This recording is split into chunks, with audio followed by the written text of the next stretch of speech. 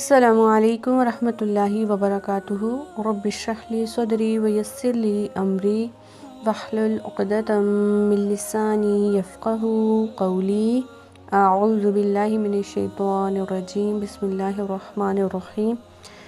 جیسے کہ ہم نے پچھلے لیسن میں پڑھا تھا کہ کس طرح سے مہاجرین تک مشرکین کے سجدے والی بات چینج ہو کر پہنچی اور انہیں لگا کہ سارے جو قریش کے لوگ ہیں وہ مسلمان ہو چکے ہیں، اور وہ خوشی خوشی واپس آ گئے۔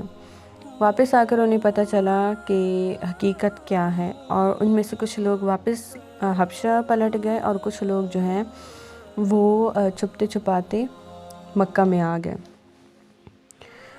اس کے بعد مسلمانوں پر قریش کی سختیاں اور بڑھ گئیں، کیونکہ ایک طرف انہوں نے بے خودی میں مسلمانوں کے ساتھ جو سجدہ کر دیا تھا اس کا انہیں پچھتاوا تھا، دوسری طرف مسلمانوں کے ساتھ نجاشی جو حسن سلوک کر رہا تھا اس کی بھی انہیں جلن تھی۔ لہٰذا رسول اللہ صلی اللہ علیہ وسلم نے صحابہ کرام سے فرمایا کہ وہ دوبارہ حبشہ ہجرت کر جائیں۔ چنانچہ اب کی بار 82 یا 83 مرد اور 18 عورتوں نے ہجرت کی، اور ظاہر ہے کہ یہ ہجرت پہلی ہجرت سے زیادہ پرمشقت تھی، کیونکہ قریش چوکنے تھے اور مسلمانوں کی نقل و حرکت پر نظر رکھے ہوئے تھے، لیکن مسلمان ان سے کہیں زیادہ چوکنے، باحکمت اور صاحب استقامت ثابت ہوئے، اور ان کی ساری دھر پکڑ کے باوجود حبشہ کو نکل گئے۔ قریش پر یہ بات بہت بھاری گزری۔ مسلمان ان سے چھوٹ کر ایک ایسی محفوظ جگہ جا پہنچے ہیں جہاں ان کی جان اور ایمان کو کوئی خطرہ نہیں۔ چنانچہ ان کی واپسی کے لیے قریش نے اپنے 2 ہوشیار آدمی یعنی عمرو بن عاص اور عبداللہ بن ربیعہ کو حبشہ بھیجا۔ یہ دونوں اس وقت مشرک تھے۔ انہوں نے حبشہ پہنچ کر ایک سوچے سمجھے منصوبے کے مطابق سب سے پہلے پادریوں سے ملاقات کی اور انہیں تحفے تحائف پیش کر کے اپنی آمد کا مقصد بتایا، اور سب نے حامی بھر لی۔ اس کے بعد نجاشی کے پاس آئے اور اسے بھی تحفے تحائف پیش کیے، پھر اصل مقصد کے لیے زبان کھولی اور کہا: بادشاہ سلامت، آپ کے ملک میں ہمارے کچھ ناسمجھ نوجوان بھاگ آئے ہیں۔ انہوں نے اپنی قوم کا دین چھوڑ دیا ہے اور آپ کے دین میں بھی داخل نہیں ہوئے، بلکہ ایک نیا دین ایجاد کیا ہے جسے ہم جانتے ہی نہیں، نہ آپ جانتے ہیں۔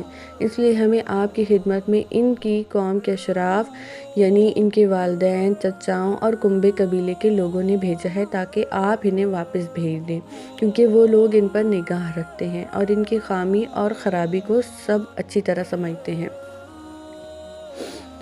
جب ان کی یہ بات پوری ہو چکی تو پادریوں نے بھی منصوبے کے مطابق ان کی تائید کی، لیکن نجاشی نے احتیاط برتی اور سوچا کہ دونوں فریقوں کی بات سننی چاہیے، تبھی حق واضح ہو سکے گا۔ چنانچہ اس نے مسلمانوں کو بلایا اور پوچھا: یہ کیا دین ہے جس کی وجہ سے تم اپنی قوم سے الگ ہو گئے، پھر میرے دین میں داخل ہوئے، نہ دیگر ملتوں میں سے کسی کے دین میں داخل ہوئے؟ اس کے جواب میں مسلمانوں کی طرف سے حضرت جعفر بن ابو طالب جو کہ حضرت علی رضی اللہ تعالیٰ عنہ کے بھائی تھے، انہوں نے کہا: اے بادشاہ، ہم جاہلیت والی قوم تھے، بت پوجتے تھے، مردار کھاتے تھے، برائیاں کرتے تھے، قرابت داروں سے تعلق توڑتے تھے، پڑوسیوں سے بدسلوکی کرتے تھے، ہمارا طاقتور کمزور کو کھا رہا تھا۔ ہم اسی حالت میں تھے کہ اللہ نے ہم ہی میں سے ایک رسول بھیجا۔ ہم اس کی عالی نسبی سچائی، امانت اور پاک دامنی کو جانتے تھے۔ اس نے ہمیں اللہ کی طرف بلایا کہ ہم اسے ایک مانیں اور اسی کی عبادت کریں، اور اس کے سوا جن پتھروں اور بتوں کو ہم اور ہمارے باپ دادا پوجتے تھے انہیں چھوڑ دیں۔ اس نے ہمیں سچ بولنے، امانت ادا کرنے، قرابت داروں سے رشتہ داری جوڑنے، پڑوسی سے اچھا سلوک کرنے، حرام کاری اور خون ریزی سے باز رہنے کا حکم دیا، اور بے حیائی کے کاموں سے اور جھوٹ بولنے سے، یتیم کا مال کھانے اور پاک دامن عورتوں پر جھوٹی تہمت لگانے سے منع کیا۔ اس نے ہمیں یہ بھی حکم دیا کہ ہم صرف اللہ کی عبادت کریں، اس کے ساتھ کسی کو شریک نہ کریں۔ اس نے ہمیں نماز، زکوٰۃ اور روزے کا حکم دیا۔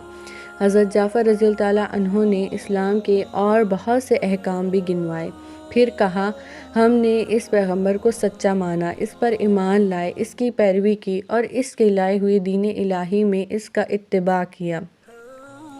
चुनाचा हमने सिर्फ एक अल्लाह की इबादत की, इसके साथ किसी को शरीक नहीं किया, और जो चीज़ें इसने हराम बताईं इन्हें हराम माना, और जो चीज़ें हलाल बताईं इन्हें हलाल माना। इस पर हमारी कौम हमसे बिगड़ गई, इसने हम पर जुल्म व सितम किया और हमें दीन से फिरने के लिए फितनों और सज़ाओं से दो चार किया, ताकि हम अल्लाह की इबादत छोड़कर बुत परस्ती की तरफ पलट जाएं और जिन गंदी चीज़ों को हराम समझते थे इन्हें फिर हलाल समझने लगे। जब इन्होंने हम पर बहुत कहरो जुल्म किया, ज़मीन तंग कर दी, हमारे और हमारे दीन के दरमियान रुकावट बनकर खड़े हो गए, तो हमने आपके मुल्क की राह ली और आपको दूसरों पर तरजीह दी और आपकी पनाह में रहना पसंद किया, और ये उम्मीद की कि ए बादशाह आपके यहाँ हम पर जुल्म नहीं होगा।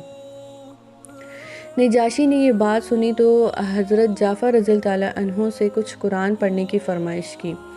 उन्होंने सूरह मरियम की इब्तिदाई आयात तिलावत की। इस पर नजाशी इस कदर रोया कि इसकी दाढ़ी तर हो गई, और तमाम पादरी भी इस कदर रोए कि इनके सहीफ़े तर हो गए। फिर नजाशी ने कहा, ये कलाम और वो कलाम जो हज़रत ईसा अलैहिस्सलाम लेकर आए थे, दोनों एक ही शमा के उजाले हैं। इसके बाद कुरैश के दोनों नुमाइंदों को मुखातिब करके कहा, तुम लोग चले जाओ, वल्लाह मैं इनको तुम्हारे हवाले नहीं कर सकता और न इनके खिलाफ कोई चाल चल सकता हूँ।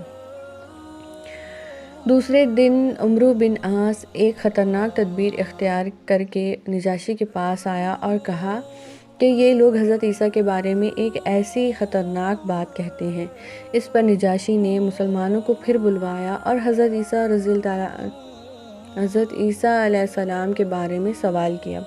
हज़रत जाफ़र रज़ियल्लाहु ताला अन्हु ने कहा, हम इनके बारे में वही बात कहते हैं जो नबी सल्लल्लाहु अलैहि वसल्लम लेकर आए हैं, यानी वो अल्लाह के बंदे हैं, अल्लाह के रसूल हैं, इसकी रूह और इसका वो कलमा है जिसे अल्लाह ने कुंवारी पाक दामन मरियम की तरफ अलका किया था। इस पर नजाशी ने ज़मीन से एक तिनका उठाया और कहा, अल्लाह की कसम, जो कुछ तुमने कहा है इससे ईसा अलैहिस्सलाम इस तिनके के बराबर भी बढ़कर ना थे। जाओ, तुम लोग मेरी कौम में अमन व अमान से रहो। जो तुम्हें गाली देगा इस पर तावान लगाया जाएगा, जो तुम्हें गाली देगा इस पर तावान लगाया जाएगा।